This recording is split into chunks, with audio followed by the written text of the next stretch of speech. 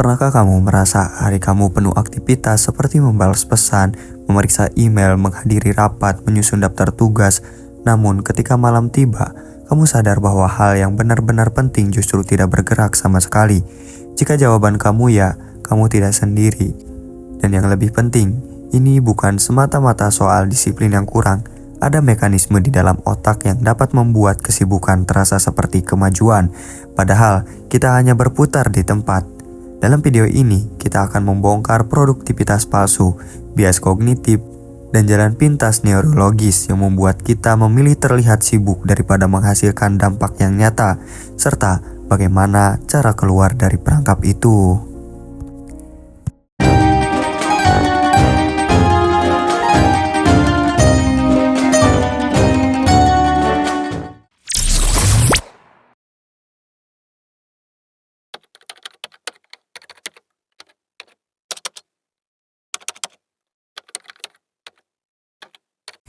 Produktivitas, pada definisi yang paling sederhana, seharusnya berarti menghasilkan kemajuan relevan terhadap tujuan.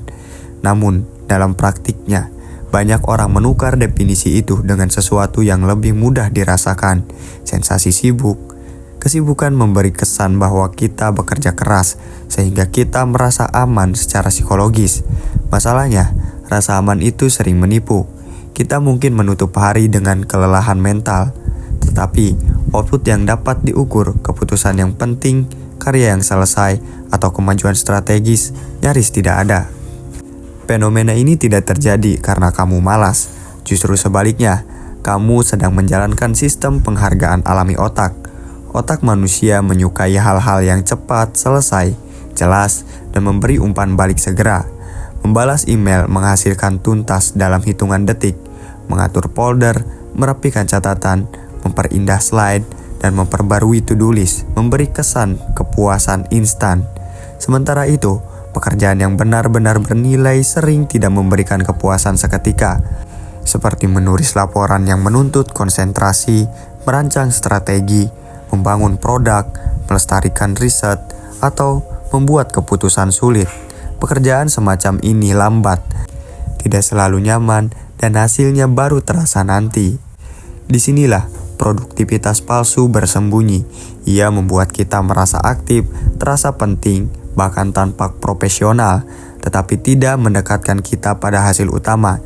Dan semakin sering kita mengulang pola itu, semakin otak memperkuat kebiasaan memilih aktivitas yang memberi hadiah cepat, bukan hasil yang bermakna.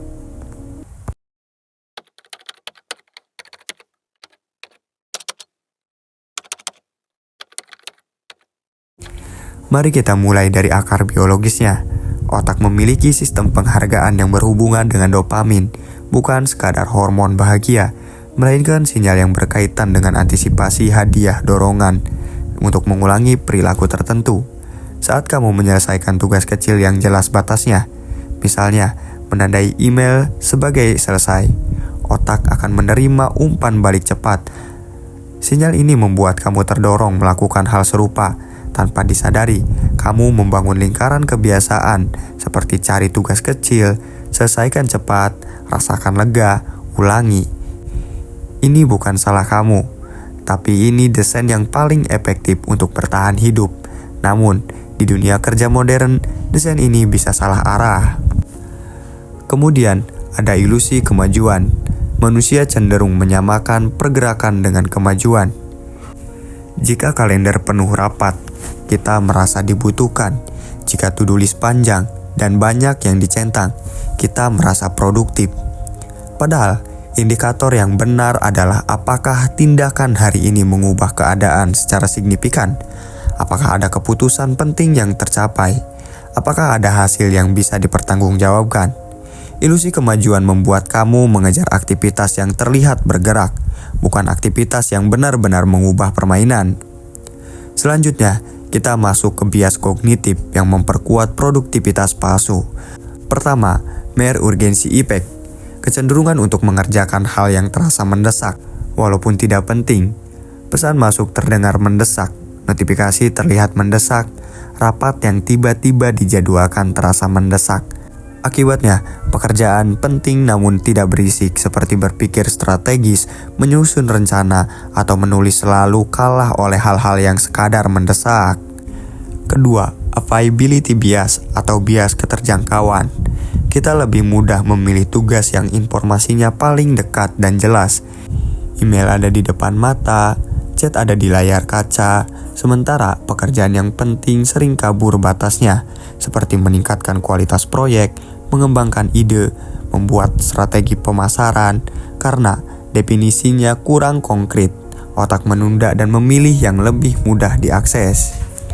Ketiga, efek checklist. Ketika kamu mencentang tugas, ada kepuasan psikologis yang membuat kamu merasa punya kontrol. Masalah kontrol yang dirasakan tidak selalu sama dengan hasil. Kamu dapat menghabiskan 1 hari untuk mengatur sistem produktivitas, aplikasi template, folder, kategori, dan merasa sangat rapi. Namun tidak ada pekerjaan inti yang selesai. Ini adalah bentuk produktivitas tentang produktivitas yang sering menjadi topeng dari kekuatan menghadapi pekerjaan sulit. Yang keempat, Zeigarnik Effect, kecenderungan otak untuk terus mengingat tugas yang belum selesai. Notifikasi dan pekerjaan kecil yang menggantung membuat pikiran terasa gelisah, sehingga kita memilih menuntaskan demi meredakan ketegangan mental. Inilah mengapa inbox kosong terasa seperti kemenangan, padahal bisa jadi itu bukan prioritas utama. Sekarang mari kita lihat bagaimana jalan pintas neurologis ini muncul dalam rutinitas sehari-hari. Bayangkan, seorang profesional yang memulai hari dengan membuka email hanya 5 menit. 5 menit berubah menjadi 30. Setelah itu, ada rapat singkat. Lalu rapat berikutnya. Di sela rapat, ia membalas chat agar terlihat responsif. Sore hari, ia membuat daftar tugas untuk besok agar merasa siap. Secara objektif, ia aktif sepanjang hari. Namun, pekerjaan bernilai tinggi yang membutuhkan konsentrasi tanpa gangguan tidak pernah mendapat blok waktu yang utuh. Ini bukan karena ia tidak mampu, melainkan karena lingkungan kerja modern menyediakan umpan cepat yang sangat mudah diambil. Untuk keluar dari perangkap ini, kita perlu mengubah definisi kerja. Pertanyaannya, bukan seberapa sibuk saya hari ini, melainkan apa hasil utama yang berubah karena tindakan saya. Kamu perlu membedakan 2 jenis aktivitas. Aktivitas yang menghasilkan output nyata dan aktivitas yang hanya memelihara sistem. Keduanya diperlukan, tetapi porsi dan waktunya harus disadari. Jika tidak, pekerjaan pemeliharaan akan memakan seluruh hari Anda. Langkah pertama yang paling kuat adalah menetapkan hasil utama sebelum memulai hari, bukan daftar tugas yang panjang, melainkan 1-3 keluaran yang jika selesai akan membuat hari kamu layak disebut produktif. Hasil utama harus berupa output, bukan aktivitas. Contohnya bukan rapat dengan tim, melainkan keputusan final tentang arah fitur A, bukan membaca referensi, melainkan menyusun kerangka proposal 2 halaman. Dengan cara ini, otak kamu dipaksa mengejar dampak, bukan gerak. Langkah kedua adalah membuat pekerjaan bernilai tinggi menjadi konkret dan terukur. Otak menunda sesuatu yang kabur.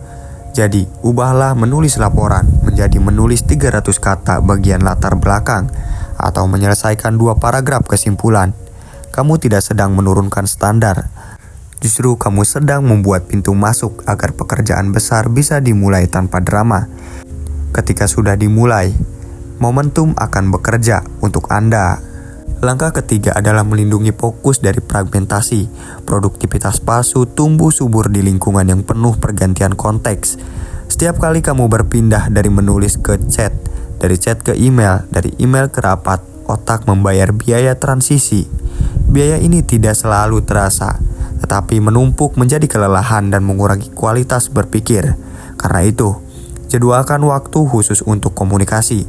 Misalnya, 2 atau 3 jendela waktu dalam sehari, dan sisanya kamu kunci untuk pekerjaan inti. Langkah keempat adalah memisahkan responsif dari bernilai menjadi cepat membalas. bukan selalu tanda profesionalisme. Seringkali itu hanya tanda bahwa kamu mudah diinterupsi.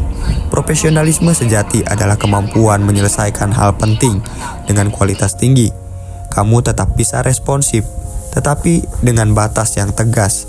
Kapan kamu menerima gangguan dan kapan kamu menjaga fokus. Langkah kelima adalah evaluasi mingguan yang berbasis hasil, bukan aktivitas. Tanyakan dari semua jam kerja minggu ini, apa yang benar-benar menghasilkan kemajuan strategis, apa yang hanya membuat saya merasa sibuk. Jawaban ini mungkin tidak nyaman, namun disitulah perubahan dimulai. Produktivitas palsu bertahan karena jarang dihadapkan pada cermin yang jujur. Dan yang terakhir, kamu perlu satu prinsip sederhana. Pekerjaan yang paling bernilai sering terasa paling berat di awal. Jika kamu menunggu mood atau motivasi, kamu akan selalu memilih tugas kecil. Namun, jika kamu memulai dengan porsi kecil dan terukur, otak kamu akan mengikuti. Fokus bukan sesuatu yang datang dulu baru bekerja. Seringkali justru bekerja dulu, baru fokus menyusul.